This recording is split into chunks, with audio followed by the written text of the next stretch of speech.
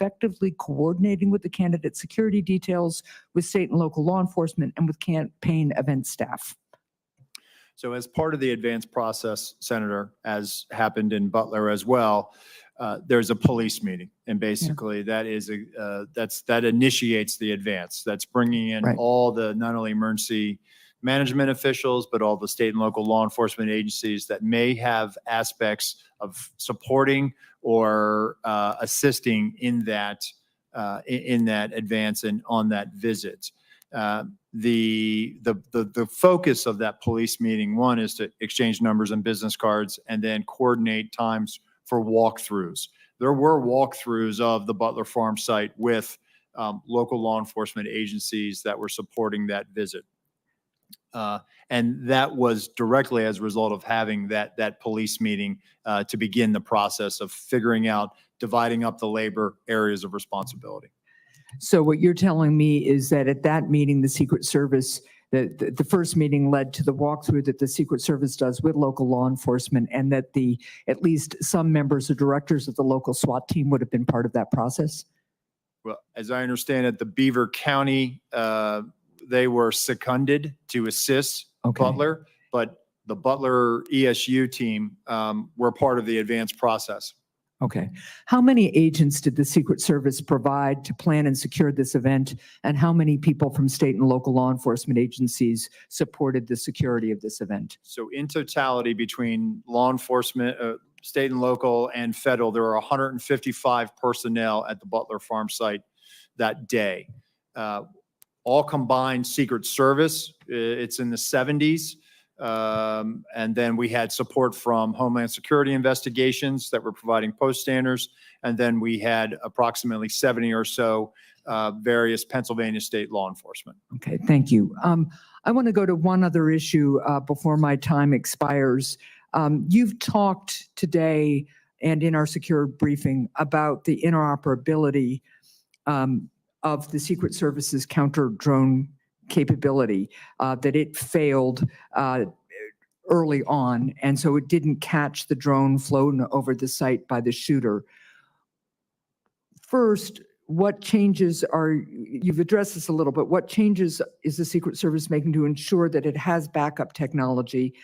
But also, what efforts did the Secret Service undertake to coordinate with other law enforcement regarding anti-drone capability at the rally site? We're working to determine that right now, Senator. We're getting the redundancies in place. Counter UAS authority, it is a little complex.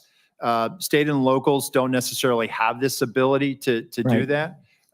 It does require coordination with the FAA because it could impact commercial travel. Okay, thank you. And Mr. Chair, I'm just going to follow up. And I think one of the things that you're hearing from a lot of folks, but I'm not sure we're really clear on yet, is how is it that somebody who clearly is arousing concern from law enforcement isn't identified as suspicious, and how is it that that information doesn't get to the president, the former president's detail? So I'll follow up in writing. Thank you. Senator Cornyn. Thank you, Mr. Chairman. Director Rowe, can you explain why the shooter's drone worked? Because there was no counter UAS present, sir. Well, you had a drone system, but you had bandwidth problems. The bandwidth apparently was adequate for the shooter's drone, but not for the Secret Service. Can you explain that? I have no explanation for it, sir. We also know that in the military context, electronic warfare or jamming capabilities are commonly used on the battlefield. Does the Secret Service have jamming capabilities or drones? We have drones, sir, and when it comes to, I have to be very careful about how I answer this one in an open forum. What I can tell you is that we have technical security measures, sir, to address, I think, what you're asking me. Well, the question is, can you take down a suspicious drone because this can be used not only for surveillance by the shooter, which obviously it was here, but also drones can be weaponized and be used as a threat to the president or in this case the President Trump. Do you have the capacity to stop a weaponized drone? What I will tell you, sir, is that we have technical security measures that we utilize at permanently protected sites. We also have the ability in a limited fashion at temporary sites. What I can tell you is that on this day, the counter UAS system had technical difficulties and did not go operational until after 5 o'clock. So in this case, the shooter had a rifle, but somebody who wanted to kill a president for a former president or candidate for president would not need a rifle. They could use a drone, correct? It is a potential threat vector. So this individual was identified as a suspicious person. Can you explain to us when a suspicious person becomes identified as a threat? Well, I think it's also when a weapon or some other dangerous item is then presented. A rangefinder would not render someone a threat as opposed to somebody who was under suspicion? I think the rangefinder is what initially brought him to the attention of local law enforcement. And why would the president be allowed to take to the stage while a suspicious person had been identified and before the Secret Service or local law enforcement were able to investigate the circumstances? So at that time, Senator, suspicion had not risen to the level of threat or imminent harm. Well, you didn't, ultimately, that suspicious person did become a threat. Do you think if the president had been asked not to take the stage and during the time it took to investigate, to eliminate that suspicion, that wouldn't that have been the appropriate way to deal with it? Senator, it certainly is one way to do it. This is a challenge for law enforcement in general, is that being able to, you identify somebody that comes to your attention and you're trying to determine what are their intentions. This is a challenge for law enforcement. The individual came to the attention for suspicion. He's on the outer perimeter adjacent to the secured site. Law enforcement is circulating for him. But again, without additional information at that point, we're not rising to the level yet where perhaps we should pull him off or delay him. And I'm just suggesting that maybe, just maybe, President Trump's appearance should have been delayed while that suspicion could be adequately investigated. But I've always thought of the Secret Service as the best of the best when it comes to their willingness to put themselves in harm's way to protect the life of their person they are detailed to. And I think you described the very rigorous process by which people are screened. And I think you mentioned the 2% standard. People who are interested in serving, only a very small fraction of those individuals are actually accepted in the Secret Service because of the high standards that your agency has. But explain to me why the Secret Service, being an elite law enforcement agency, would delegate to local law enforcement or others who did not meet that same 2% standard. In other words, isn't that something that Secret Service should have covered as opposed to delegating it to local law enforcement? So Senator, again, this is where I went back to earlier when I said it was a failure to challenge our assumptions. We assumed that the state and locals had it. By no means do I want to diminish the commitment, and I'm sure you agree. State and local law enforcement do their jobs every day and protect the communities that you represent. No doubt about it. So I think what we made an assumption that there was going to be uniformed presence out there, that there would be sufficient eyes to cover that there was going to be counter sniper teams in the AGR building. And I can assure you that we're not going to make that mistake again. Moving forward, I've directed our Office of Protective Operations that when our counter snipers are up, their counter snipers are up and they're on the roof as well. And we do this all the time with our colleagues in the New York City Police Department when we cover the United Nations General Assembly. And so that is our TTP moving forward. Director Rowe, I would just submit to you that those assumptions can be lethal.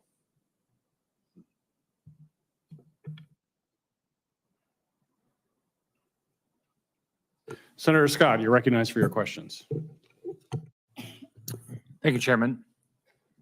Let me just follow up with what Senator Corning just asked. Do you know who makes the drone that the Secret Service uses? That Secret Service uses? Yeah, the one that that didn't work. Who's the manufacturer? Is it an American-made manufacturer? I believe it is, Senator. Can I'll get you you let me the, know? we'll provide that to you in a queue first, sir. So we talked about this the other day.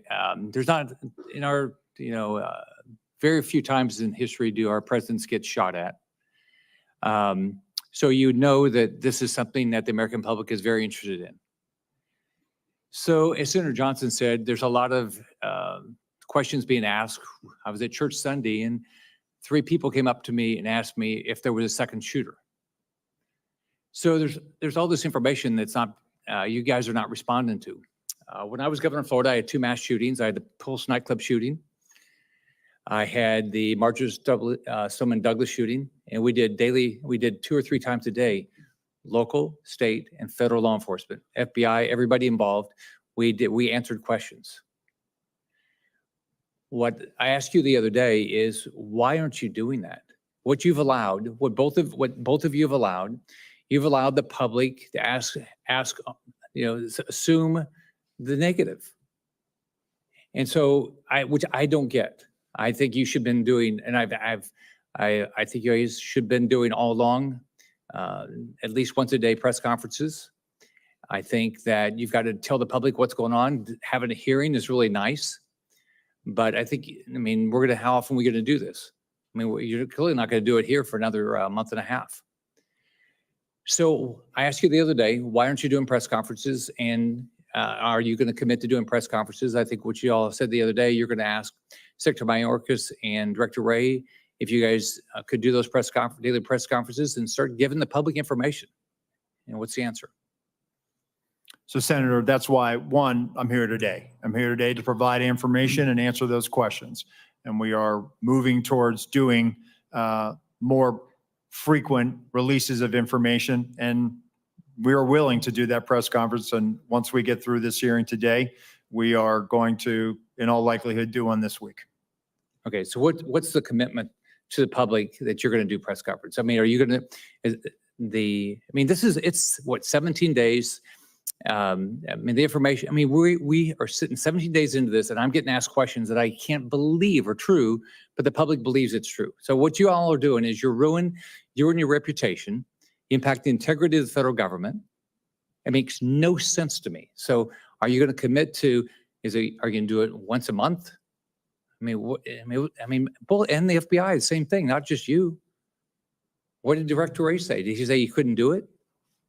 Senator, if I may jump in here. First, thank you all for your guidance in this regard. And in fact, we haven't done something every day, no doubt about that. But we're focused from the FBI side on the investigation part as we laid out here today. We actually, based on your guidance, we did a media engagement, not a stand-up type press conference just yesterday, and laid out in full everything that I've shared here, and even beyond that, just in the interest of time. But we are, because of the intense interest in this and the implications and the national importance, we've literally provided everything through media and through journalists and here, all of the information that we have derived from the investigation thus far. We remain committed to do that in full, answering any and all questions and sharing any and all information we obtain.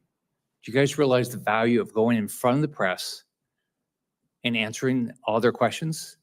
You realize that if you don't do it that way, everything gets filtered. You get to put out all the information, and you should be providing. You should be every day say, this is what we know now. This is like Senator Johnson put together a timeline. You should have put together a timeline. You should immediately put out, this is what we know right now, and this is what we don't know. Like you've said, you don't know how the gun got up there. Right? You've said it. But why have, that should have been out all along. Say, we're looking at it, it doesn't make any sense. We've done this, we've done this, we've done this. If you do, I mean, I just don't get it. Why what you're doing? You're ruining, I've said this about the FBI. I mean, the people that work at the FBI, people work at Secret Service, they're great people. You're a black hole. You lose the support of the American public because people don't believe you're being direct with them. So I completely disagree with your approach. I just want to finish. I've got like everybody else. I said I did a letter July 18th. I haven't gotten any answers yet. I want to put it into the record, and I'd love to get the answers to this because this is what the public is asking for. They want more information. They want to know what happened, who's going to be held accountable, and how we're going to make sure this never happens again. Thank you. Without objection, it'll be entered in the record.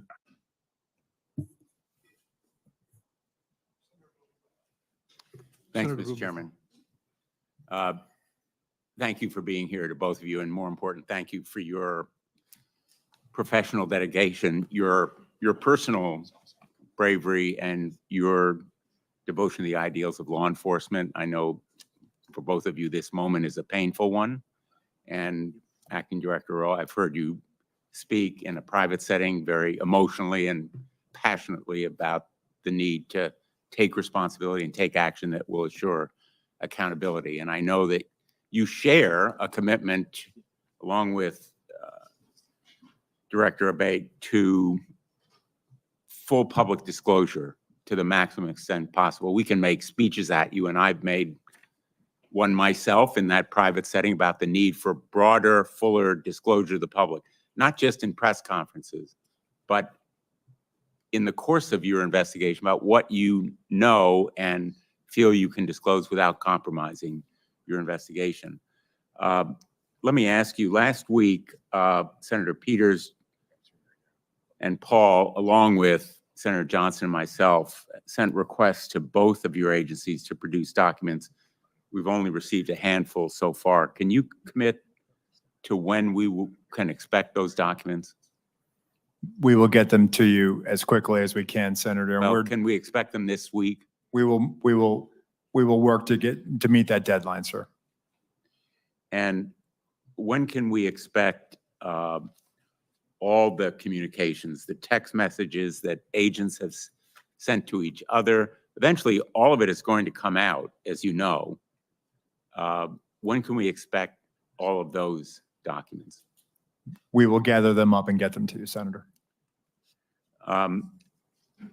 You, I think, took the position as to the local law enforcement responsible for the shooter on the roof, the snipers that were in place, that it was their job to take him out. But ultimately, doesn't the buck stop with the Secret Service? It stops with us, sir, but let me just clarify. The perspective that they had on that roof,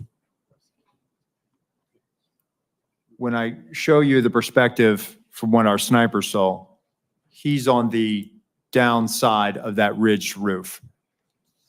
Their perspective from the AGR building, looking out, their area of responsibility, looking left, they should have been able to see. You can see in that photo in Exhibit A, which we will make part of the record and turn over to the committee.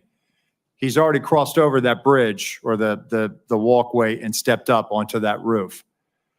I'm not saying that they should have neutralized him, but if they'd have just held their post and looked left, maybe, and there's a lot of maybes there, Senator. A lot of maybe he would have been maybes, but detected. somebody needs to be held accountable. And I think Senator Graham hit the nail on the head. We need to know who specifically was responsible for doing what. Who was responsible for saying to former President Trump, sir, it's not safe to go out there yet? Who was responsible for making sure that those local law enforcement were doing their job? Who was responsible for tracking down that suspicious person who fit the profile? 10 to 25 years old, young male. The FBI has warned us about it year after year after year. Director Wray has come before us and said, the threat is from domestic extremism. The lone gunman, we're all aware of it in law enforcement. So I think we need individual accountability here, and people need to be held responsible, in fact, lose their jobs, if necessary, to send a message that this massive intelligence and surveillance failure, as well as the enforcement failure, cries out for accountability. Let me just ask, in the short time I have left, what is the nature of the Iran threat?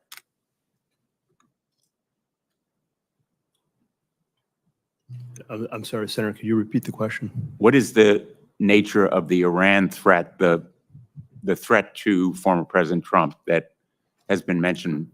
But we know that, let me be clear here, the terrorist regime of Iran have been targeting people, our country, for many, many years now. We've talked about that here before. I want to be clear about that. From the FBI standpoint, we know publicly they've targeted former President Trump. They've called for his assassination along with other current and Was former there government a officials. That's specific- public information. It's Was well there known to everyone. a specific or imminent threat on July 13th? We have no information that there are any co-conspirators or that foreign or domestic, including Iran, related to this. But we're not, I want to be clear, we have no evidence of that. We're not ruling anything out. We're looking into all possibilities and leaving our minds open to that. Was that on the minds of the Secret Service on July 13th, that there might be some threat from Iran? So we, as Deputy Director Abate just said, we're aware of the public sentiment and statements of the government of Iran to do harm to Donald J. Trump. And we use a threat-based model. Thank you. Thanks, Mr. President. Senator Ossoff, you're recognized for your questions. Thank you, Mr. Chairman, and thank you both for your testimony today and for your service. Mr. Rowe, I want to begin discussing Secret Service staffing and the extent to which HSI or other personnel are augmenting or backfilling inadequate Secret Service capacity generally and on the day of the assassination attempt. To what extent are HSI personnel, for example, filling close protection roles that would normally or optimally be filled by Secret Service personnel? So thank you, Senator, for that question. So as we have done, even back when we were with Treasury, we enlist during campaign years the assistance of other law enforcement agencies in that department. So when we were in Treasury, we used ATF, we used IRSCI. When we transferred over to the Department of Homeland Security, we have brought that practice with us. So going into a campaign year or during a national special security event like the United Nations General Assembly, we will enter into a memorandum of assistance for the campaign with HSI. HSI will provide post standers, essentially federal agents, law enforcement, to be able to help secure a site.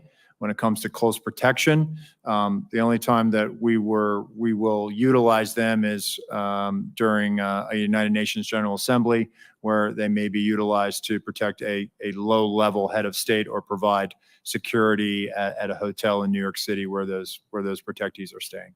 So on the day in question, all of the former president's close protection detail were full-time Secret Service personnel? They were, and they were assigned to the Donald Trump detail. Okay. Interoperability with other federal and state and local law enforcement agencies, specifically on communications. What have you determined to date played a role in failures to swiftly communicate between agencies the suspicion or identification of a threat? Well, I think there was a delay in reporting, not having that real time. So as they were closing in on him, as information is known, Be more specific when who were closing in on him. as local law enforcement were closing in on him, as he's seen scurrying across the roof, right? That information, and we're getting to the bottom of that. We're working on trying to figure out what was the delay. Why didn't we hear that coming out of the unified command? So based on the information I have right now, what I can tell you, Senator, is that apparently not having that real-time information is what really hindered us in being able to understand more than it was just the locals working an issue at the 3 o'clock. There was actually a little bit something more urgent than that. Does it appear that that is due to a lack of communications links between relevant officials and agencies, or poor communications practices and a failure to report? I don't want to rule out. I want to have a neutral opinion on that. So I don't know if it was poor practices. I can tell you that the interoperability, not being able to have that technical fix, which is a lofty goal to be able to do that, is something that has been a hindrance. But that's why we use a counterpart system.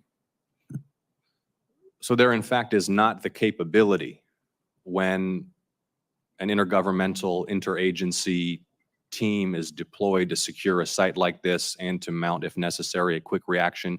There is not currently the capability for example, state law enforcement, SWAT personnel, or local law enforcement officers to communicate directly with Secret Service officers on site?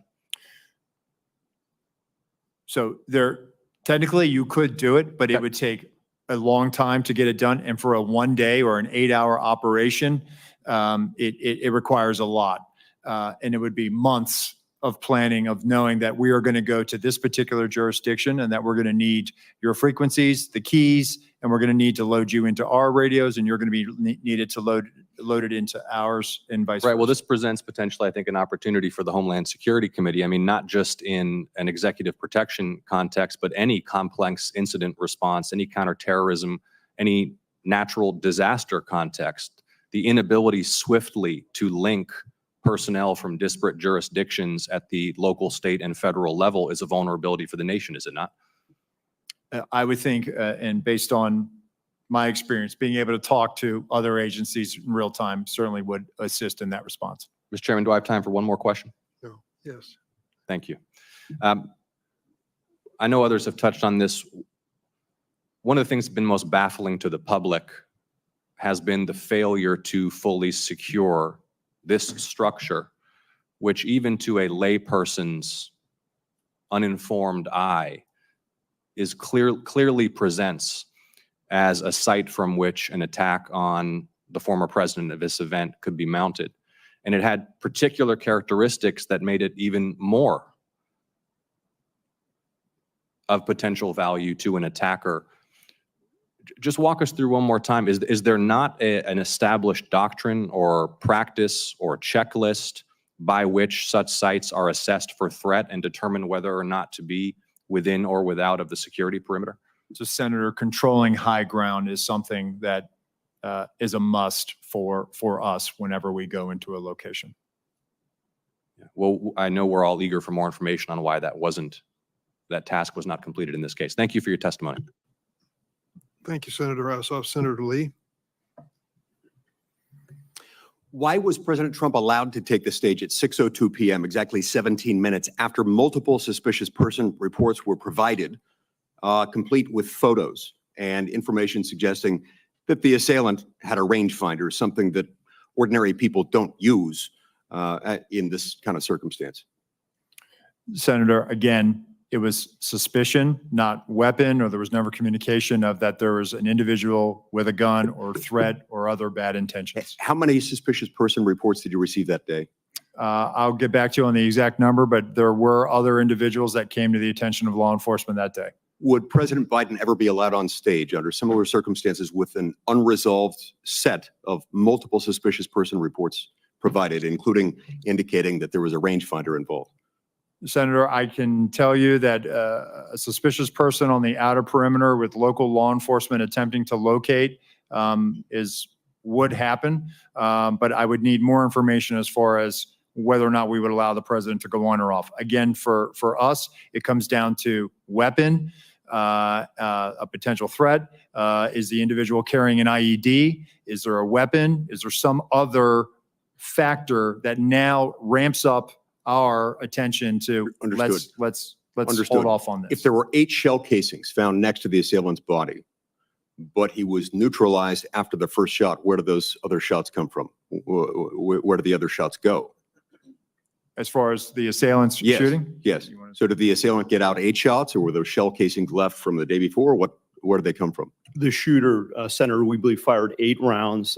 We had the shooting reconstruction team go out there for a period of days and collect all that. So we have bullet holes, bullet fragmentation, all taken back, and we're still putting together the trajectory and ballistic analysis, although we do have fragments of the bullets, and bullets have been collected in the distance from the shooter's weapon. Gotcha. Gotcha. It's my understanding there was a sniper team assigned to a window with complete overlook, complete view of the roof, the same rooftop, sloped rooftop where the shots were fired.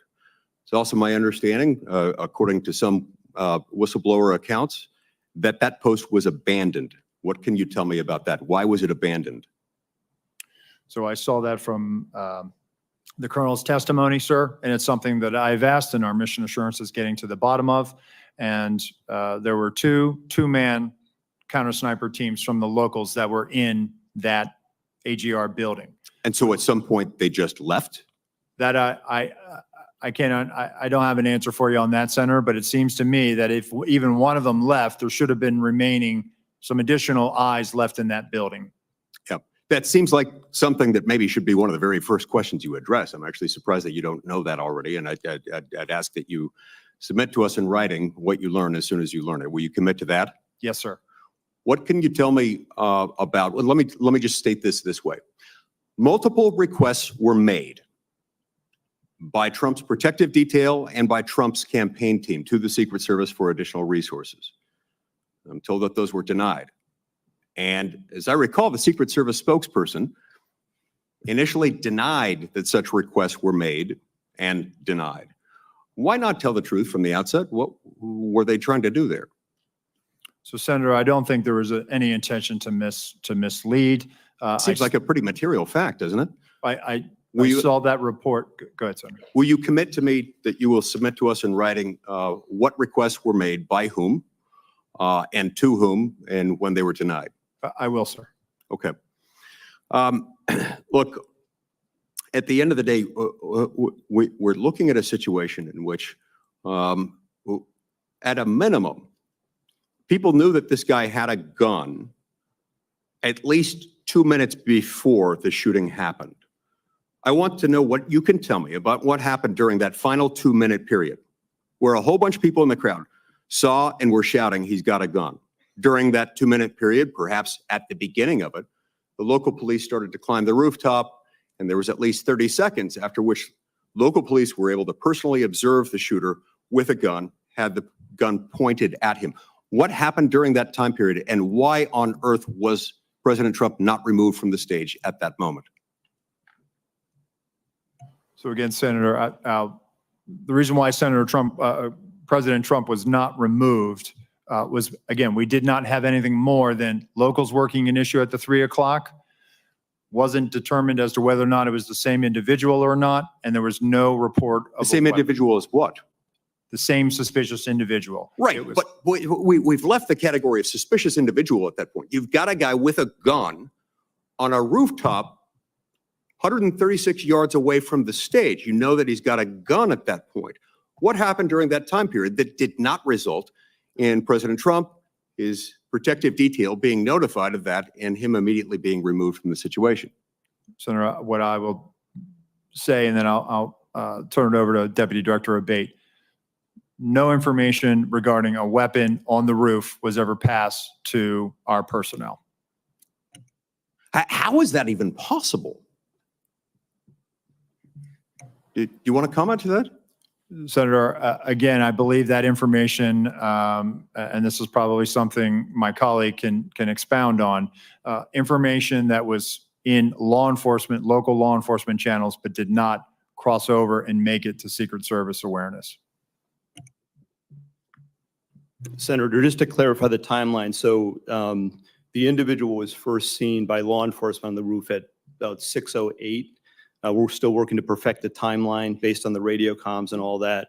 It wasn't until at 6:11:03 seconds, the officer saw him and called out his arm. That was the first sighting where he had the rifle on the roof. And then And that was relayed to the Secret Service Command Center at that my point. understanding is no, Secret Service, it was not relayed to them.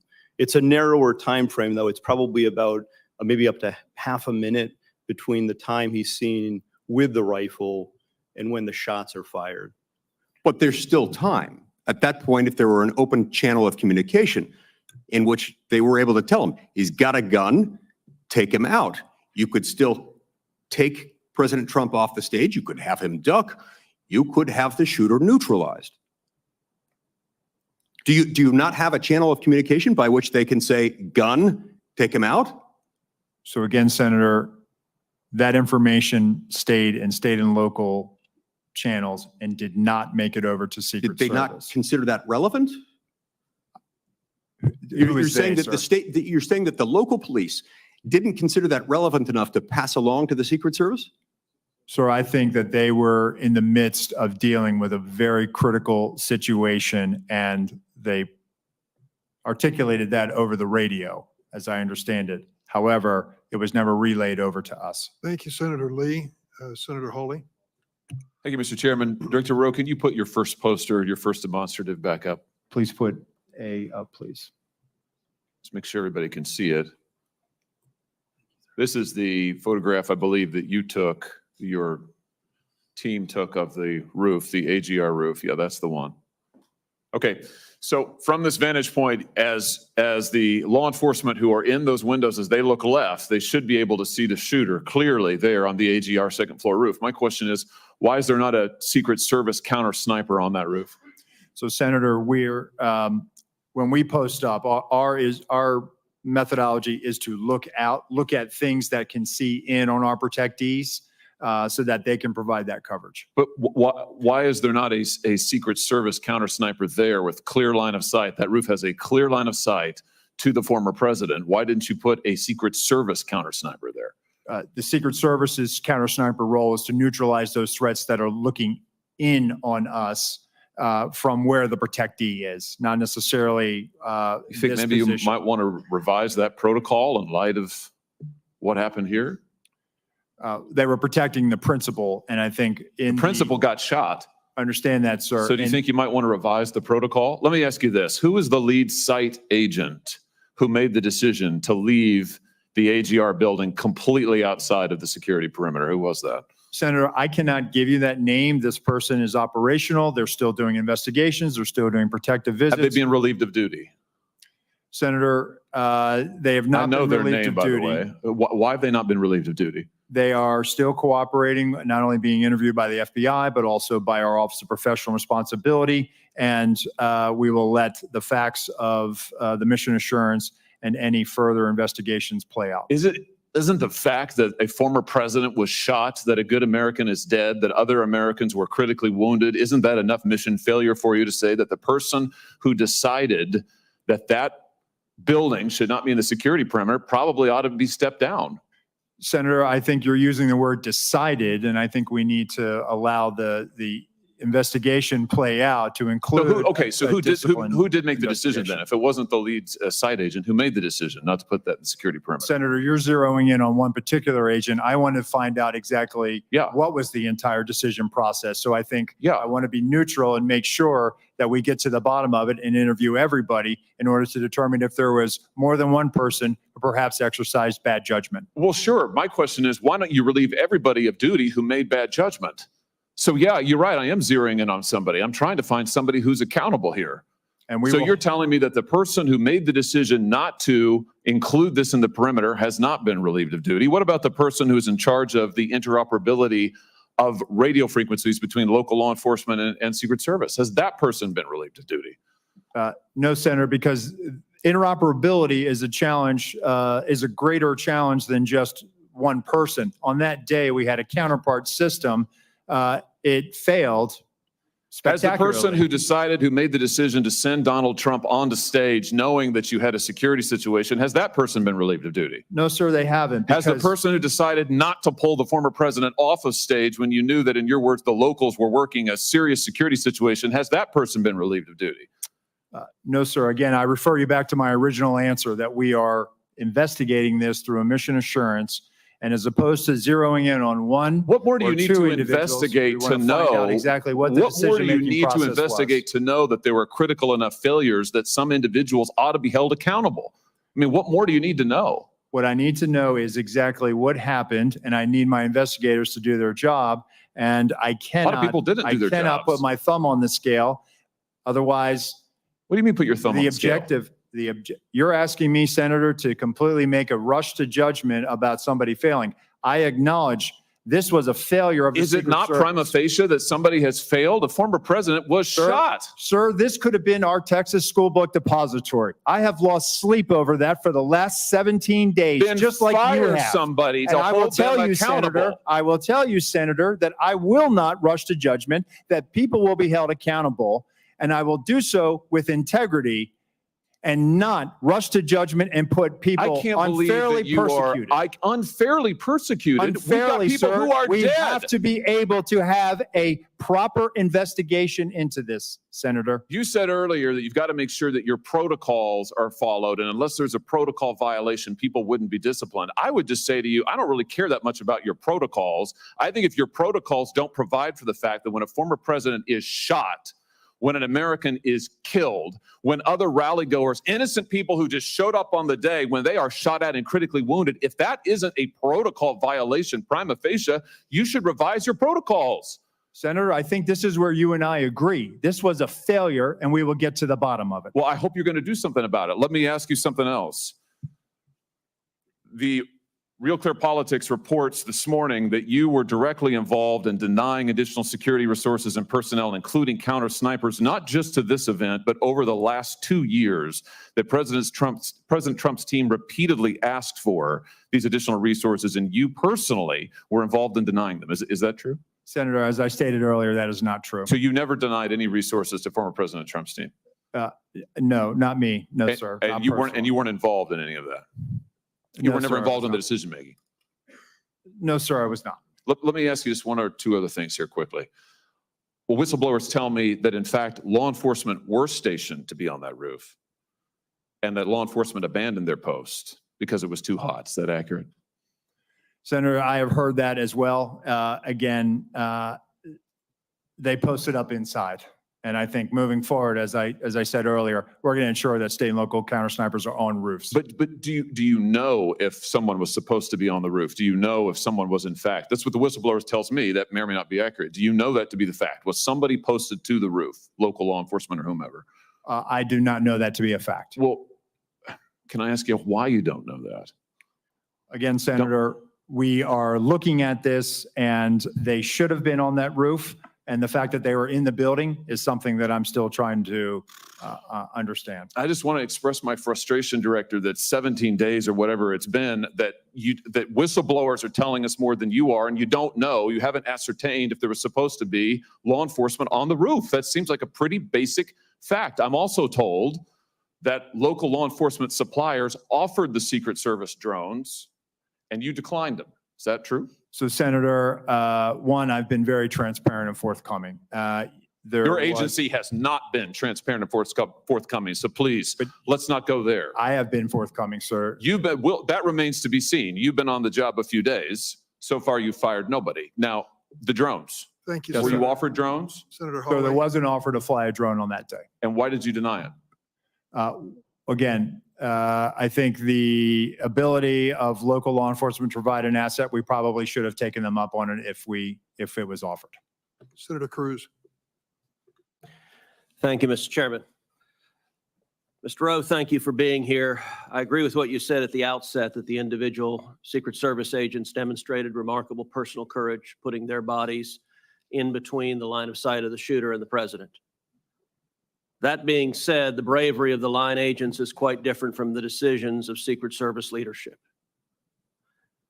Secret Service leadership committed catastrophic security failures, indeed the worst security failures for the Secret Service since 1981, since the attempted assassination of President Ronald Reagan. It is incumbent upon this committee to determine why those security failures happened. Just after the shooting, Secret Service put out an official statement from your spokesperson that says there's an untrue assertion that a member of the former president's team requested additional security resources and that those were rebuffed. This is absolutely false. In fact, we added protective resources and technology and capabilities as part of the increased campaign travel tempo. Was this tweet accurate? With respect to Butler, Pennsylvania, it is accurate, sir.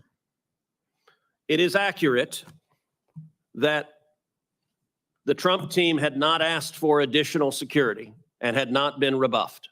If you're talking about Butler, Pennsylvania, all assets requested were approved. If you're talking about the media reporting of assets requested, there were times when assets were unavailable and not able to be filled, and those gaps were staffed with state and local law enforcement tactical assets. So I'm reading from the Washington Post, July 20th, 2024. Secret Service said to have denied requests for more security at Trump events. The opening paragraph, top officials of the U.S. Secret Service repeatedly denied requests for additional resources and personnel sought by Donald Trump's security detail in the 2 years leading up to his attempted assassination, according to 4 people familiar with the requests. Is that right, that repeatedly the Trump detail asked for more resources and repeatedly Secret Service leadership turned that down? That is not accurate, Senator. Assets are requested. There's a process that is made. And how many requests did the Trump team or the Trump detail ask for?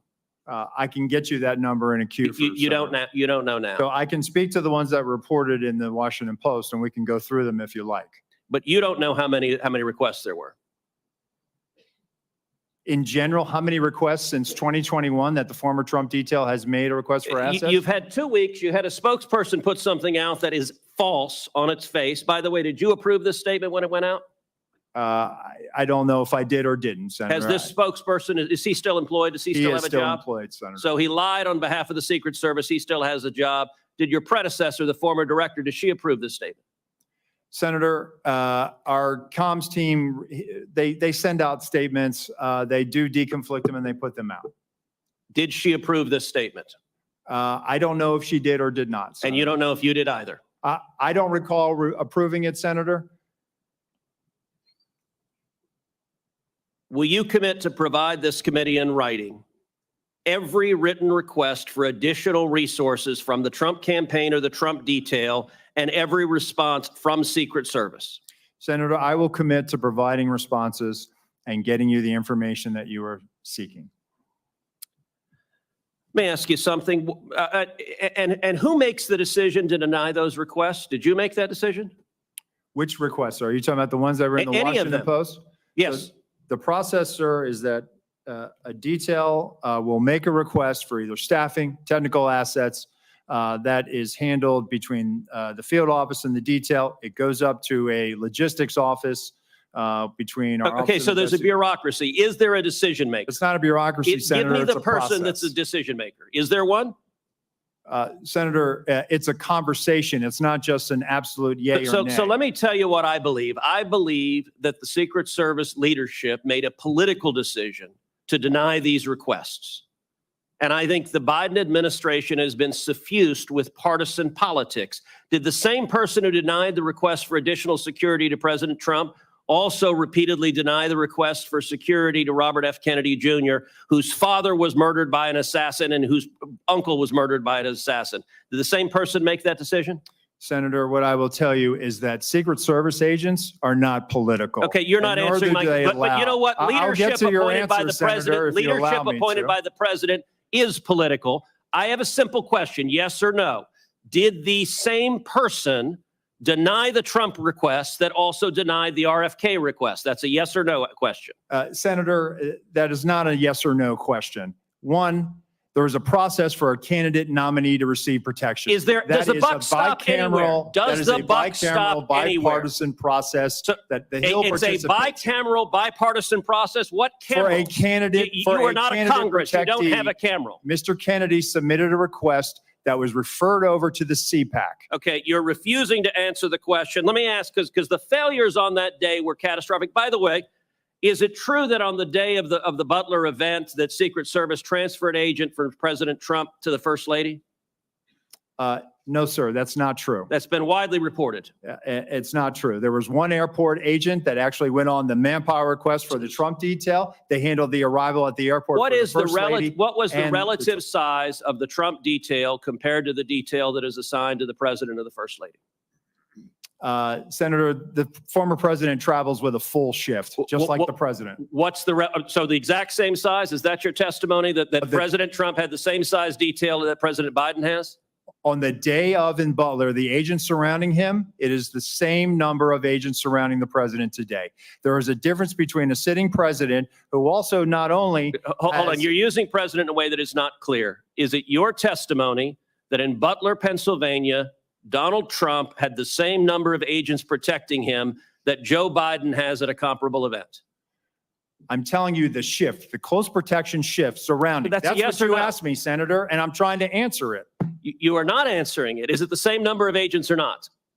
Senator, there is a difference between the sitting president of the United States. Then what's the difference? The difference? 2x, 3x, 5x, National 10x? Command Authority to launch a nuclear strike, I- sir. I'm There not are other asking- assets How many that more travel with agents? the president that the Sir, former president will you are not get. refusing to But the answer number of straight- Secret Service Sir, agents protecting him. Stop interrupting me.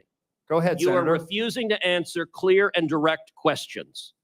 I am asking the relative difference in the number of agents between those assigned to Donald Trump and those assigned to Joe Biden. I'm not asking why you assign more to Joe Biden. I'm asking, is the difference, is it 2x? Is it 3x? Is it 5x? Is it 10x? Senator, I will get you that number so you can see it with your own eyes. Senator Marshall, you're recognized for your questions. Thank you, Mr. Chairman. Director Rowe, there was probably 10 buildings within sniper range of President Trump on that afternoon. Why was the building being used by the sniper not in the security zone? That's a question that I've asked, Senator. There was a decision that we were going to construct the site and it was going to maintain within the Butler Farm site, Butler Farm Show site. That building, that AGR, was right on the curtilage of our outer perimeter. And it's something that again, having been there and walked it, I had a hard time understanding. So as there's no to protocol why. that says anything within 300, 500 yards, direct line of the president should be in or out of the security zone. There's not a protocol that describes that. So, Senator, what we try to do is we try to either control the high ground or mitigate line of sight concerns. Okay. You've stated that on multiple occasions, President Trump's team was denied more of a detail, more assets. Who denies that? Who's the person that denies that, generally speaking? So, Senator, there's a process. Again, there's a conversation had with the detail. There's got to be a buck stopping. There's got to be someone. Who is the person? Is it a level within the DC agency? Is it someone in the Pittsburgh office? Who denies this? It has nothing to do with the Pittsburgh office, Okay. sir. That it is a conversation between not only the detail, the field office, but also. I don't want to know the conversation. I want to know who makes the decision. The decision, sir, is it's our process between the Office of Protective Operations and the Office of Investigations. Is there a title for this position? It is called we affectionately call it the war room, and it's where all of our logistics files into. So it's a room that makes the decision. It is a staffing and assignments officer. Okay. Is the Secret Service required to do a briefing with all entities of law enforcement involved in the event of the days leading up to the event and the day of the event? We do a police meeting, sir, where we start the. So it's initial required. Is it required? Is it part of your standard operating procedure? The police meeting is what initiates the advance, and that is what is required. Was this meeting held on that day? The police meeting took place on the days prior to that. Do you have documents of that meeting was actually happened? If we do, sir, I will get them to you. But you're saying that it did not happen on the day of the event? So I think what you're referring to is a briefing that the state and locals would have done with themselves. We did a briefing with our own folks. They briefed. When did you, did your people meet with local law enforcement the day of the assassination attempt? Yes. Okay, and you realize that the local law enforcement says no, that meeting never happened, and that's why we need to get these people in to talk to us, and this is why the FBI needs to be speaking up sooner than later and say that meeting did or didn't happen. Surely there's some type of documentation of that meeting one way or the other. Is there documentation of that meeting? So Senator, I can tell you that what you're referring to is the counter sniper team seconded to Butler ESU. Our personnel met with the team lead from Butler ESU, and they discussed areas of concern, areas of responsibility, and that did in fact happen at the site on that day. Director, I think you would agree with me that there were multiple individual and institutional failures the day of this assassination attempt. You have a $3 billion budget. You're still 2,000 employees short. And in 2022, the Secret Service had a 48% departure rate. That tells me you either have a cultural problem or just gross incompetence. Which one is it? So Senator, I would challenge that 48% departure rate. Let me get you some statistics that we have. It is not 48%. But go back to the multiple failures that we saw on an individual basis as long as systemic. I think it proves that there's either incompetence or some type of a cultural problem within the SS. So Senator, I know you're not calling our workforce incompetent, and I know we do not have a cultural problem. If anything, we are dedicated to making sure that we don't have mission failure. And let me get you the hiring numbers that we have, because I think you will actually see that, no, we've actually done very well fairly recently with trying to make sure that we have the numbers that we need. Of course, we need more people. Everybody does. But let me get you those numbers, and I think let your own eyes. Would you see it. also disagree with me when it's reported that almost 50% of the rank and file officers don't trust leadership within the Secret Service? Senator, I think it's the right of every worker to talk bad about their boss. Thank you. I yield back. Senator Hirono, you're recognized for your Thank you. questions. Thank you, Mr. Chairman. Clearly, there is a lot that the Secret Service has to answer for in this stunning security failure. But I do want to follow up on Mr. Abate's testimony that an online profile of the shooter may have been found, and you said it contains anti-Semitic and anti-immigrant postings. Can you elaborate? Have you found anything further in the shooter's profile? Senator, this was just discovered, as I mentioned, and it's being closely analyzed right now. We need to verify that it is, in fact, that it belonged to the now deceased shooter and that he made these comments. So that's why I felt it important in the interest of transparency to share that here, but add the caveat that we still have a lot of work to do, which we're working on quickly to determine that. It's of importance, I think, because if it is in fact the shooter that posted these comments, it's the first real indication where he's expressing what are described as extremist views and talking about political violence. I take it that once you determine that it was in fact the shooter who posted these kinds of comments, that you will let the public know as well as this committee? Absolutely, Senator. I think, in fact, it is very important that many of the perpetrators of mass shootings, et cetera, have these kinds of postings online that are very anti-immigrant, anti-Semitic, anti-everything. And it is really important as we determine the kind of profile for many of these shooters that we understand how critical it is that we are careful, how critically important it is that people are careful about what they're posting online, the misinformation, disinformation, everything else along those lines. This is for Mr. Abate once again. What kind of firearm, what kind of weapon did Crooks use in the assassination attempt?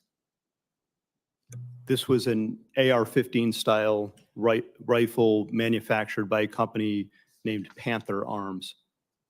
And once again, many of the persons involved in these kinds of mass shootings use this particular kind of weapon. We know from similar hearings that the Judiciary Committee has had that we are a nation awash in guns.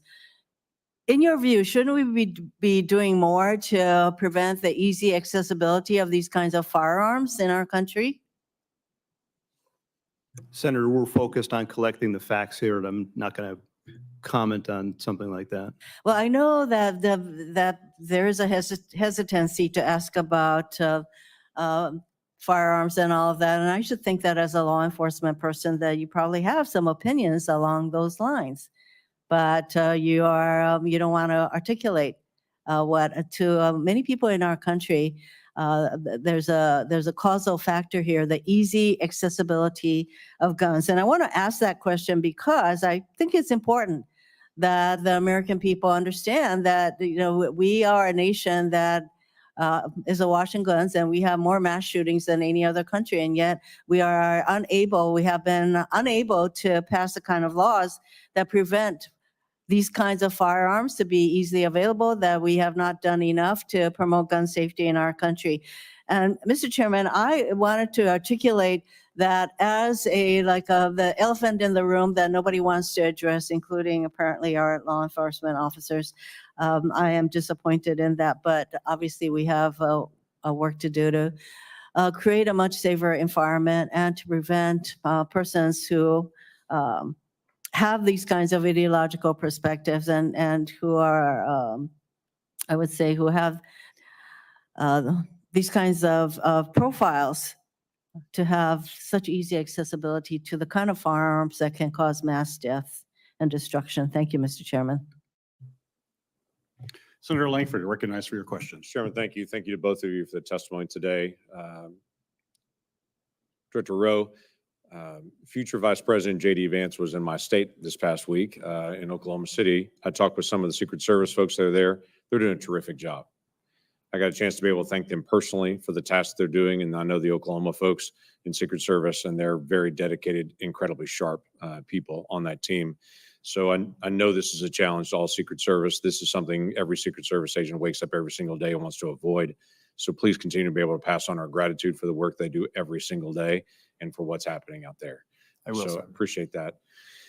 Mr. Bate, I want to ask you about some of the interviews that have happened. Y'all have done more than 400 interviews at this point. For the counter sniper team that was local law enforcement that was on the second floor overlooking that rooftop, have they been interviewed at this point? Yes, Senator, I believe that each of them have been interviewed. Do you know offhand if they were at their post at that time, able to look across that? They were at that post at sometimes, do we know they were at that post at 6:08 to 6:11? My understanding, and I want to be fair, I have not read the reports directly, but I've been briefed on some of it. They were at times during the time frame we're talking about here on post within the AGR building. And I do believe, but I would want to confirm this at some point, one or more did venture out in an effort to locate and isolate the. We understand from the timeline that they were also looking for this individual that was suspicious, that they had left that post to be able to try to look for him on the ground at different points to try to be able to see if they could get a different perspective. What we're trying to figure out is during that time period that he actually climbed on the roof, assembled a firearm or took a firearm with him or picked one up, whatever it might have been there, that they were able to actually see him if they were able to look left, as been acknowledged in the photos that are up there. Senator, I don't know the exact timing and the movements of each officer that was out there, but what I would derive from it is they were all focused on locating the shooter, Right. the suspicious person at the time. And then, as we've all seen, the one officer attempted to get on the roof directly. There were efforts going on in those final minutes Right. on the video to try to get to this person. We've got one officer being boosted up by another officer to Yes. look up on the roof because people on the ground had said there's someone up there and they have a gun that's crawling on that roof. And so they climbed up to be able to see it. He turned around with a rifle. He came down. And then at that point, he gets on the local radio that he has and says there's someone on the roof with a gun. Is that correct? Yes, Senator, I believe that that's accurate. So what's the rest of the radio communication? We've heard that first call in. We know it's about 30 seconds from the time he called in till the actual first shot rang out, what else was discussed on the radio during that 30-second time period? Senator, we have the radio communications. The local radio communications were recorded and captured, and we do have that as part of the investigation.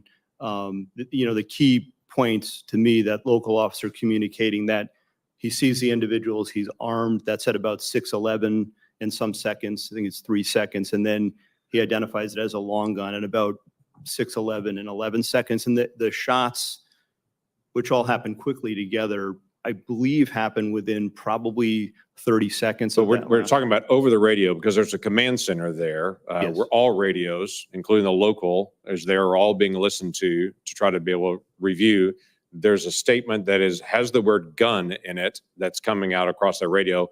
We only know that first communication. We don't know what came back and forth on that. We'd like to get transcripts of that conversation that was done in local law enforcement. But coming into that command center, there's also the word gun coming through one of the radio frequencies. I would think that would be communicated pretty quickly to everybody across the spectrum. 30 seconds is not long, but that's an NFL play plus a huddle plus the next play. I mean, Yes, that's quite a bit of time still to be able to respond. When Secret Service moved to be able to protect the president once the first shots were fired, within 2 seconds, they're gathered around him.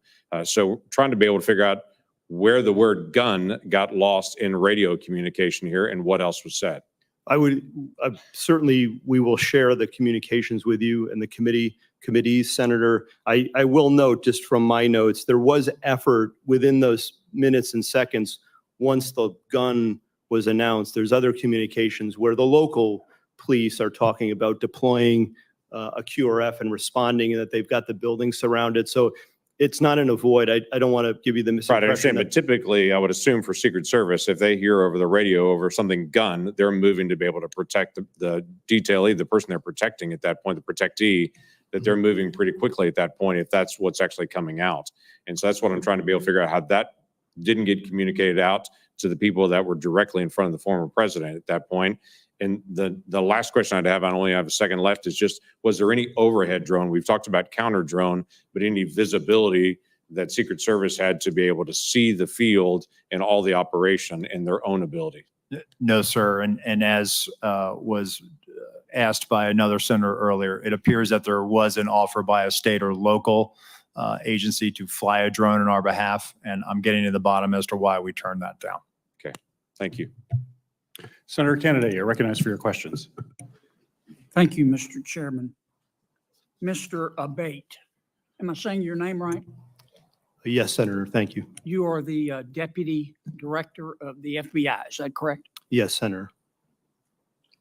Is there any doubt in your mind or in the collective mind of the FBI that President Trump was shot in the ear by a bullet fired by the assassin crooks? Senator, there is absolutely no doubt in the FBI's mind It wasn't? whether former President Trump was hit with a bullet and wounded in the ear. No doubt, there never has been. Okay. I've been part of this investigation since the very beginning, and that has never been raised. You're sure? Yes. It wasn't a space laser. No, It wasn't a murder hornet. absolutely not. It wasn't Sasquatch. No, Senator. It was a bullet It was a bullet, Senator. fired 100%. by crooks Yes, sir. that hit President Trump in the ear and almost killed him. 100%, Senator. Okay, glad we cleared that up. I don't want to get off the subject here. Did the FBI just settle 2 lawsuits, one wholly, one in part, in which the FBI agreed to give Peter Strzok $1.2 million and Ms. Lisa Page $800,000? It's my understanding, Senator, that the Department of Justice was involved in that, not the FBI. The FBI had nothing to do with it? There may have been consultation with our general counsel's office, but Does the FBI have to sign off on it? I don't know the answer to that. I don't believe so, but I would want to confirm that. I would like you to, this would be the same Lisa Page who said to Mr. Strzok, quote, "Trump's not ever going to become president, right? Right." To which Mr. Strzok said, quote, "No, he won't. We will stop it." That's the Peter Strzok and Lisa Page I'm talking about. I need to know if the FBI signed off on this lawsuit. We On will get the that settlement. answer for you, Senator. And then I need to know who signed off on it. Did you sign off on it? I absolutely did not and would never sign off on something Did like Chris that. Ray sign off on it, the settlement? I don't believe he did, Okay. Did you don't know what? nor do I think he would have. You need to let me know who signed off on this, if anyone at the FBI. So it was Merrick Garland who agreed to do this. Is that right? Senator, I do not know. Well, hell, who signed somebody off had on to that. agree to it. I've settled a lawsuit before. The client's got to agree to it. You're the client.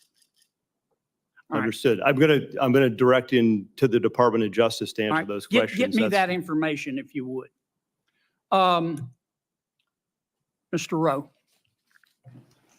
help me understand this.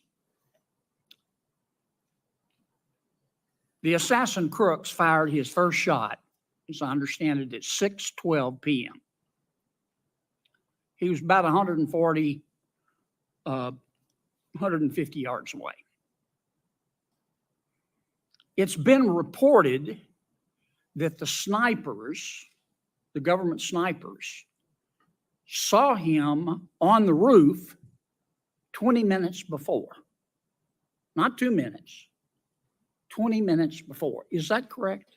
Senator, that's first time I'm hearing this. That is not correct based on the information I have right now, sir. Well, when did the FBI snipers see him on the roof? Just Secret Service sniper, sir. I mean, I'm sorry, you're right. that's an Secret insult, Service sir. sniper. No, I'm just kidding. I understand. I apologize. When did the Secret Service snipers, one of whom ultimately shot the assassin Crooks, first see him on that roof?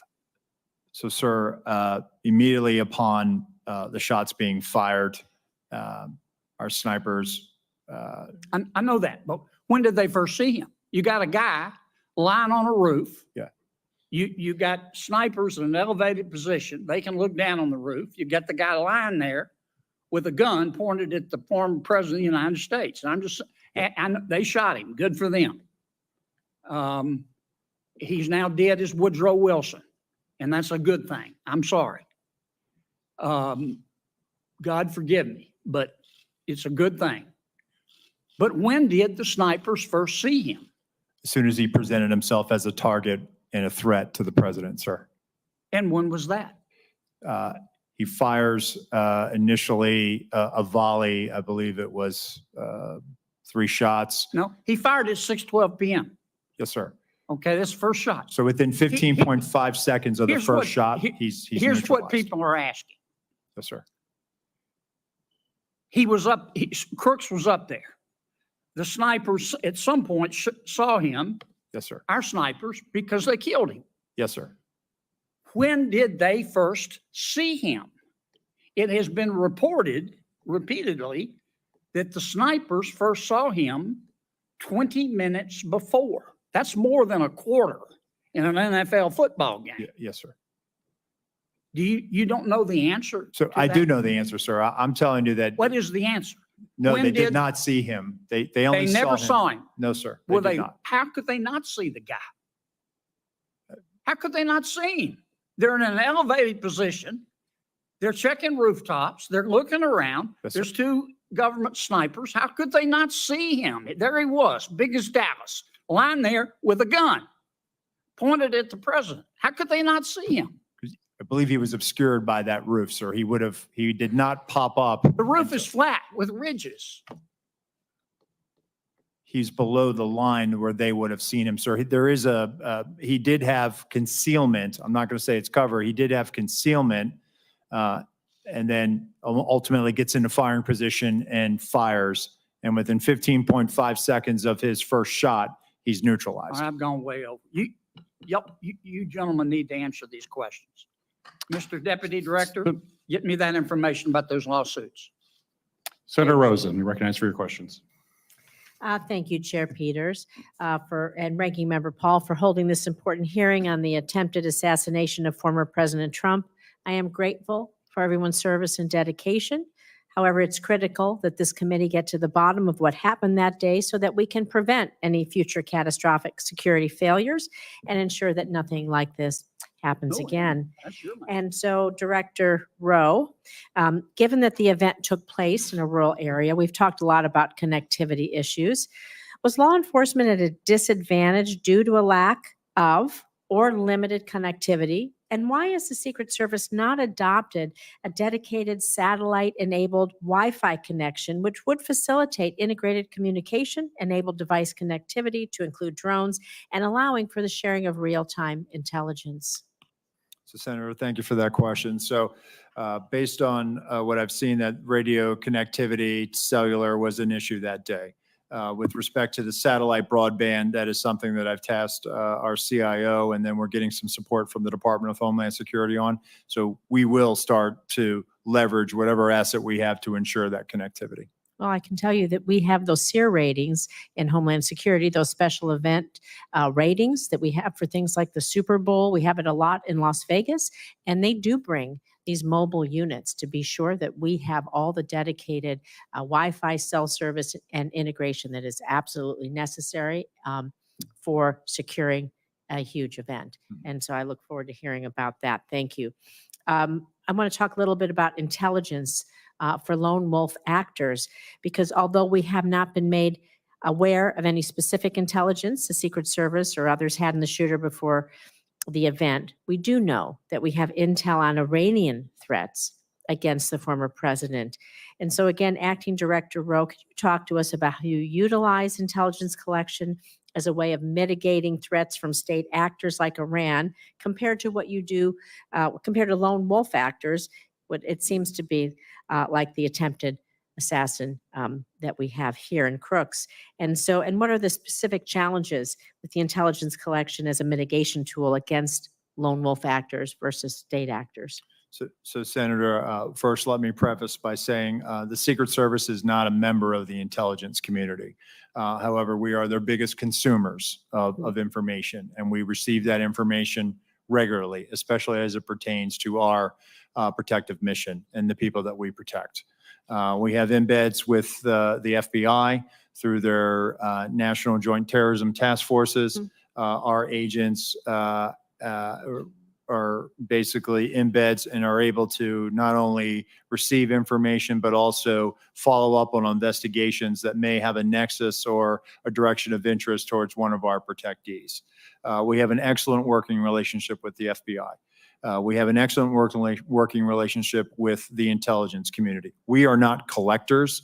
We are consumers of finished analytic products that the intelligence community of the FBI produces.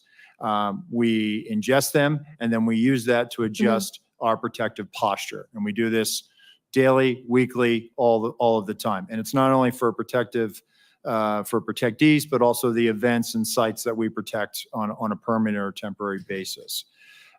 With respect to largely a lot of the people that come to our attention, and in the case of the assailant, you know, to me, as I overlay him over top of, say, John Hinckley, who tried to shoot President Reagan, I see an individual based on the information that I have now, some of the great work that the FBI has done.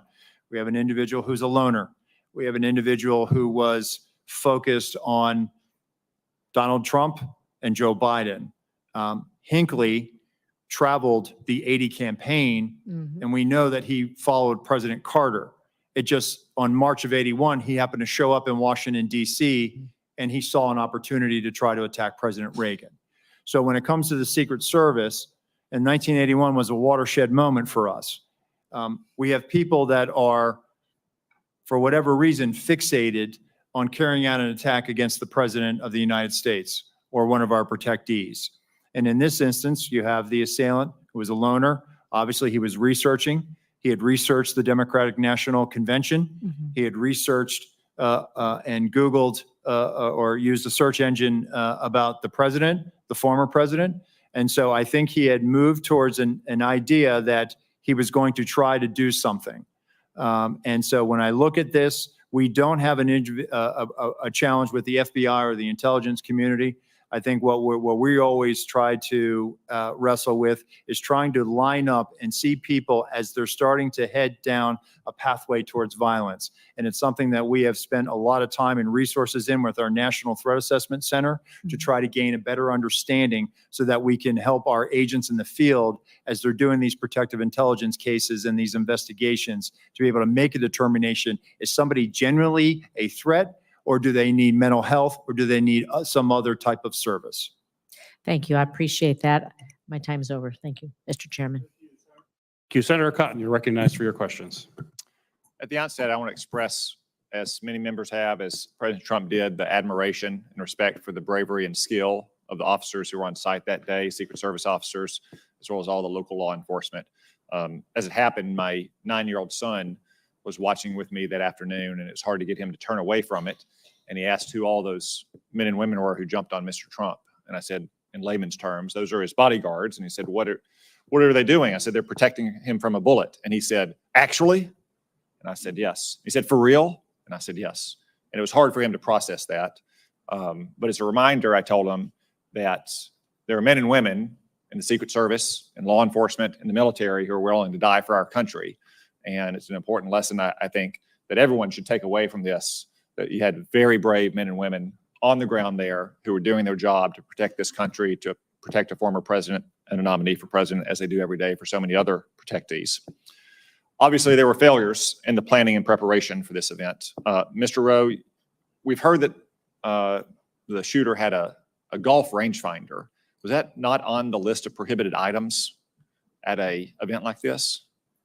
Currently, it is not on the list of prohibitive items, but we're going to make that change, Senator.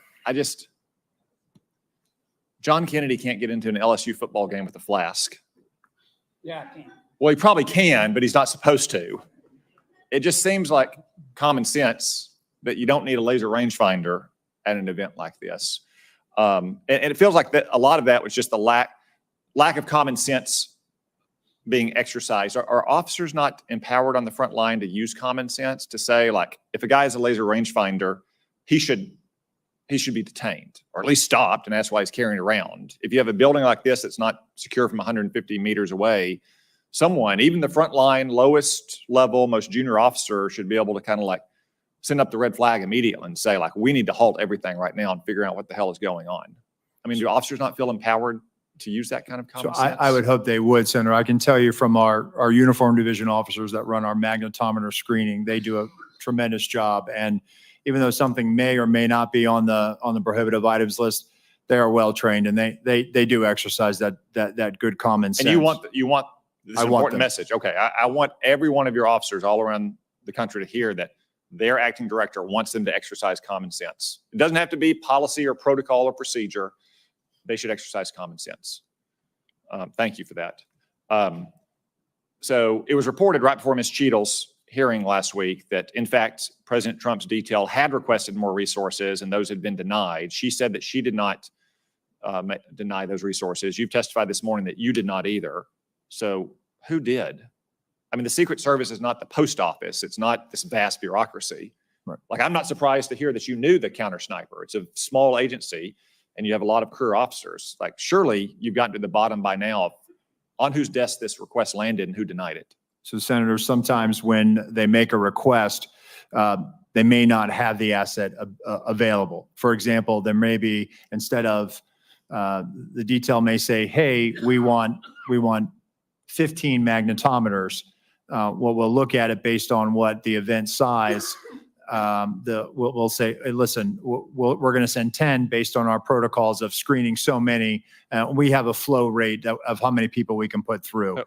When it comes to a counter sniper or something like that, because I know that's been the subject of some media reporting where they have requested counter snipers. We do have a finite number of counter snipers. And so what we try to do is if we cannot fill that asset, and that's where we'll say, hey, we can't fill this assignment. However, through the field office, they will use local law enforcement resources. And so in those situations, for example, in the one that has been the subject of a lot of reporting with Pickens, South Carolina, they in fact did use local assets to be able to do that. And there were 3 counter sniper teams. One of them was formerly with the Secret Service Uniform Division. And so they actually used the same practices that we use. So it's not that there was a drop in the capability. They actually use the best practices that we would use. So the asset may be denied by Secret Service between the war room and that conversation with the detail in the field, but that doesn't equate to a vulnerability or a gap. Okay, one final question about the Iran threat. As you know, Iran made credible threats against several former Trump administration officials, many of whom still have government-provided security details to this day. Ms. Cheadle removed Secret Service protection from Robert O'Brien last year. Were you involved in that decision? So, Senator, he was a memorandum protectee, meaning that the president authorized protection for him. We do not weigh in on who gets protection. Why? So you're still protecting some others. I won't reveal their names. You are still protecting others, and other personal security offices in the federal government are protecting others. Other officials don't reveal their names. Like who made the decision that Robert O'Brien no longer needed a security detail, despite Iran's ongoing credible threats? So I can tell you, sir, it wasn't the Secret Service. We don't factor into that decision. Can you take a look at why that happened now that you're in charge, and consider the possibility that he might still need that protection, given all of his counterparts in the Trump administration still have protection? I will do so, Senator. And just go ahead. No, you go ahead. Go ahead. I would say, like, again, I'm not going to reveal the protective details, but I'm pretty confident that the agency can get this done. And I think it needs to get done if you look at the kind of ongoing threats that he and all these others face. Yeah, I will, sir. Despite all the resource constraints we talked about today, he's not the president of the United States. He doesn't have an 18-car motorcade, nor do any of the others. I think he needs that protective detail. And now that you're in charge, I'm asking you to take a new look at that, and also talk to your supervisors inside the department about whether you can spare just that small, limited amount of resources. Okay. Senator Welch, you're recognized for your question. I will, sir. Thank you very much. You know, there's, first of all, thank you both for the tremendous work you do and for all the folks behind you and under you. So thank you for that. I kind of want to follow up a little bit on Senator Cotton.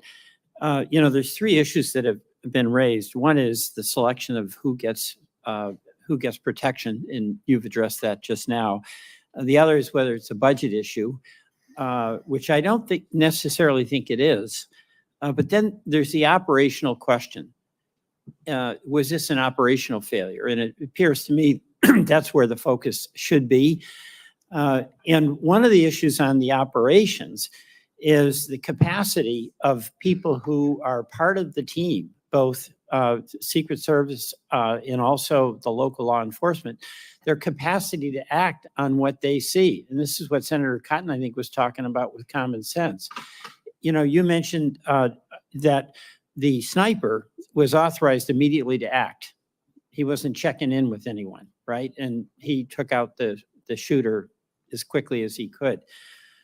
But according to the timeline, you had local law enforcement captured 2 photographs of the shooter at 5:10. At 5:32, local law enforcement officers spot a suspicious person who turned out to be the shooter with a phone and a rangefinder. At 5:46, the alert was so significant that snipers text photo of the shooter from where he was initially spotted to the USS lead sniper. I mean, how is it that where you had these experienced law enforcement people who understood the gravity of the responsibility of protecting the presidential candidate, the former president, none of these actionable observations resulted in action? I'll direct that first to you, Deputy Director Abate. Thank you, Senator. From the FBI standpoint, we're simply collecting the facts. We've interviewed most of the officers. Now we'll end up interviewing all of them. Okay, we'll go to Assistant Director or Acting Director Rowe. So on that, Senator, I think there was a sense of this guy is standing out, and that's why he came to the attention of local law enforcement. No, I get that. That's my point. Right. He did stand out, Correct. but nothing happened. I Well, mean, they were- there were alerts, There were but there alerts. was like, you've got somebody suspicious. Why didn't somebody go interact with the suspicious person like right away?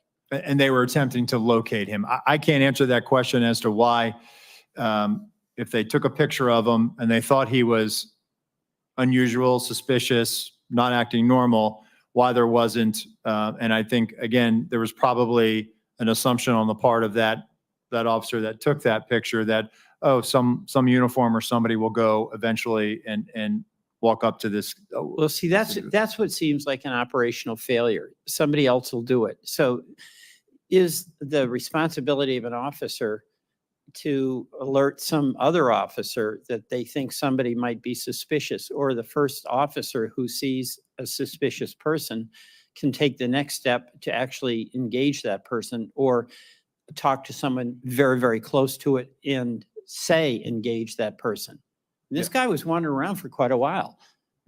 He was. I can't put myself in the mind of that officer. I'm not asking you to do that. I'm asking, this is operationally, how does the process work? Okay, so that is the job of the leaders as opposed to the officers. Are they empowered to act immediately upon the observation of someone who looks very suspicious, particularly when they've got the rangefinder? They were in a place where it really wasn't about seeing the rally. It was, as we see, it was a place where you get a good view of former President Trump. I mean, that is a leadership issue, right? So, Senator, that officer didn't work for me. That was a state and local officer that made that observation, took that picture.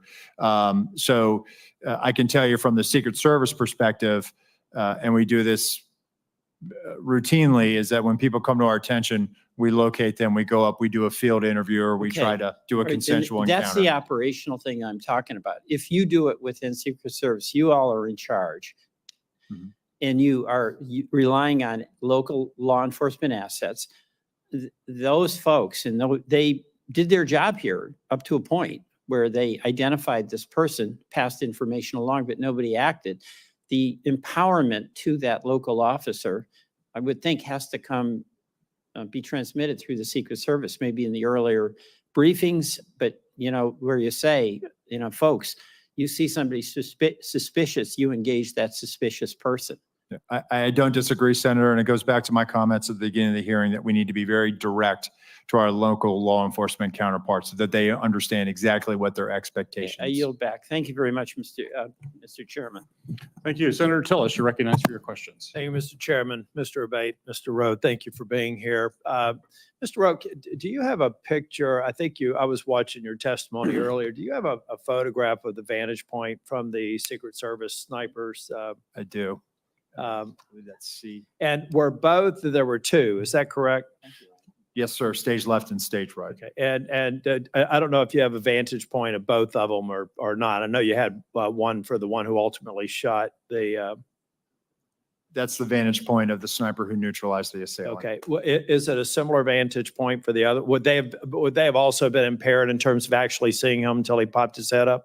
So the sniper on the stage right side, Senator, they had an obstructive view because of that tree. They had an obstructive view. Okay. So the one thing in this discussion that I don't believe that a sniper saw someone on the roof 20 minutes before just doesn't make sense to me. It sounds like the one who took the shot probably saw him for the first time about a split second before he pulled the trigger. Is that? That's my assessment, Senator. Well, first off, I'd like to clarify the requests that have been made of a lot of people so that we get the information in a good form. I think it would be helpful, at least all the way back to, I think, November 5th of 2022, I believe, when President Trump announced that he was running for re-election. I think it'd be helpful if we could just get a matrix of any request for additional security, the resolution of that request. Was it honored? Was it denied? Was it downsized? If you could give us that, I think that that's going to be the best way versus giving us mounds and mounds of paper. If you can do that, I know you're looking at the same thing. I've heard from you that any subsequent requests for field requests are being honored. I believe that that's true. Is that your testimony? Yes, sir. Okay, thank you. I'm more worried about the 24 to 30 seconds between the time I believe local law enforcement officer was hoisted on the shoulders of another police officer, saw a person armed less than 200 yards away from the president, who I believe jumped down. What happened in those 24 or 30 seconds? I mean, obviously there's no such thing as a panic button. You know, the first thing you'd think is you had panic, you cover the president, get him off stage. None of that happened. What happened? Is it just that I hear a text message? What actually happened in the 30 seconds where a law enforcement officer knew that a gun was pointed in the direction of the president from a fairly short range? What actually did those folks who did have knowledge of exactly what was happening and could probably infer what was about to happen, what did they do? And Mr. Abate or Mr. Rowe, either one, based on your interviews. Thank you, Senator. From the interviews, the officers in the immediate vicinity were operating with urgency at that point to get to this person, but he was on the roof. The officer who had looked over the edge, based on what I've been told, the shooter turned toward him with the rifle. That's what the officer observed. So he was under threat himself in that second. So he had to retreat and step down and get back to the ground in order to protect himself and keep him safe from potential rifle fire. But once he got to the ground, along with other officers, there were Butler County local officers, Pennsylvania State Police. They were moving around trying to I think find someone to get to clearly this guy. we've got an operational problem here because we had more than 20 seconds to have somehow cut through all the crap and the communications, whatever impediments there were, have to be removed. I mean, it's pretty clear to me. First off, that law enforcement officer, I love law enforcement. I wear the back of the blue pin every day. They do great work. Secret Service did phenomenal work on the stage, but they failed because their job is to protect the public, and they needed to put themselves in harm's way to stop him. Now, I'll let the interviews go through, but there was a massive failure. There were at least 2 law enforcement officers that knew a guy was about to pull the trigger at the president. And, I'm just not really happy with the fact that we couldn't have communicated, covered President Trump and try to secure the situation. I'm going to let the investigation go through, but I think it's go forward. I think it's very important to point out that we can't let a scenario go in the future where 20 seconds can lapse when a law enforcement officer within 2 football fields of a former president of the United States has material knowledge that somebody's about to get shot at on stage, and we don't have instantaneous response. In the old days, maybe you just shoot a gun in the air. I know for a lot of reasons why they didn't do that, but there had to be some way to actually diffuse that situation. It didn't happen on July the 13th. I just want to end by saying, Mr. Rowe, I think you've been forthcoming in your answers. I know you're frustrated. I've seen you twice now. You're clearly embarrassed by what happened. You don't think there's any reasonable explanation. And to my colleagues who are worried about communications, they should spend time in their local government and state legislatures to understand just how bad communication is between law enforcement and first responders. We need to invest in this infrastructure. That was also a part of the failure. But if you can please get to me and get to this committee a chronology of requests, accepted, denied, and the reasons for, I think that's going to be very helpful. I will, Senator. Thank you. Thank you. Senator Blackburn, you're recognized for your questions.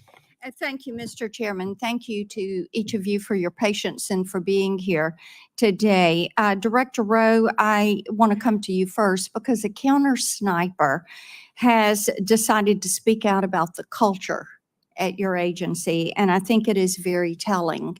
And he sent an email, and I'm going to quote from that. If this agency needs to change, and if not now, when? The next assassination in 30 days? But here's what I want to talk with you about, because in this email, he says, and I'm quoting again, the motto of the USSS is CYA. And every supervisor is doing it now. That's the end of his quote. So you're the guy in charge. And you're one of those supervisors. You've been a career guy there at the Secret Service. The public has lost trust in the ability to execute the mission to protect. And I want to know how you feel about the fact that employees in your agency are worried about covering their behind and not worried about protecting a former president. Thank you, Senator. So I am hurt by that email, but not in the way you think I'm saying it. I'm hurt because my people are hurting right now. We need them. Then why did somebody delete the email? I'll get back to you on that, The Senator. agency deleted the email. But like, may I address your question? And, Yes, and I will get back to you please. as to whether Yes. the email was deleted or not. My agency is hurting. Emotions are raw. I actually want to hear more from that UD officer, that technician. In his email, he referenced that he had spent time serving our nation as a United States Marine, that he is a 20-year professional of the Secret Service. I am committed to being a change agent, meaning I am committed to reviewing some of these things. I looked at the points in his email very quickly. I saw it as I was on my way over here this morning. I want to have further conversations, not only with him, but also the counter sniper unit supervisors. If I may step back in, sir. Yes, ma'am. All right. So you want to talk with him. What about other whistleblowers? What about this culture? Are you going to allow these whistleblowers to speak out? Because it is troublesome if somebody went into the server and deleted that email. I would hope you will get to the bottom of that and be able to provide some answers. Because this is, as you have heard from both sides, this is a situation that cannot be allowed to happen again, Yes, ma'am. ever. Mr. Abate, and am I saying your name properly? We've heard it pronounced 3 different ways today in the hearing. Abate, Senator. Abate, okay. Thank you. You had mentioned a social media account that espoused anti-immigrant, anti-Semitic views, but you did not say what platform that was on and what the username was. And this is Crooks that we're discussing. Yes, Senator, that's correct. I didn't want to comment on it because we haven't fully confirmed yet, and I thought that as soon as we confirm and certify, Would I you will provide supply that to that? you. And Absolutely. also the age at which he had those feelings. And then we understand that the Gab account is pro-immigration, pro-lockdown, leftist views. Is that accurate? I haven't seen it directly, but I believe from what I've been told, that is accurate. With the Gab account, we're also, though that's been publicly revealed through the CIO and other things, we're still working to certify and verify that that's his account also, but it does have differing points of view, it would appear. Okay. And what age and how fresh is that Gab account? The Gab account, based on my recollection, the comments in there or the messaging is from about 2021, I believe. Okay. And the other preceded that? Maybe he was age 14? Yes, Senator. The other account that we talked about was in the 2019, 2020 timeframe. So it would have been in the couple years right before the Gab Right before messaging. that. Yes. Are there other accounts that you all are currently verifying and receiving information from? We are. We've, as I mentioned, we've issued a bunch of legal process and we're still awaiting returns from a number of the companies to include other social media companies as well. Okay. Well, my time has expired. Thank you for your patience today. Thank you for the information. We look forward to getting more information. And Director Rowe, we are going to hold you to being a change agent because things at the Secret Service absolutely have to change. Thank you, Mr. Chairman. Thank you. And I want to thank our witnesses for your testimony here today. Certainly what happened on July 13th could and should have been prevented from what I have heard today. I'm certainly grateful to our witnesses for their candid answers and for helping to provide additional clarity and new information about the circumstances surrounding this attack. Acting Director Rowe, some of what you have said today conflicts with information and accounts that we have received from local law enforcement that we've had the opportunity to talk with. They have been voluntarily and I will say expeditiously cooperating with our bipartisan investigation, which we certainly appreciate. But we now need to speak with Secret Service agents directly, who are directly involved. And I would say that you need to make them available as soon as possible. Those interviews can't start weeks from now or months from now. Time is of the essence when memories are fresh and you can get the information that is most important to us. So my question for you as we wrap up this hearing, Acting Director Rowe, will you commit to having those agents available for this committee to interview as soon as possible in a matter of days, not weeks, matter of days? Yes, sir. Great, thank you. Certainly the American people deserve to know what went wrong and they deserve accountability for those security failures. And as we continue our bipartisan investigation into security failures that day and any underlying systemic issues, we'll continue working to follow the facts, get clear answers, and make important recommendations to ensure that a security failure like this never happens again. The hearing record will remain open for 15 days until 5 p.m. on August 14th, 2024. For the submission of statements and for the questions for the record, this hearing is now adjourned.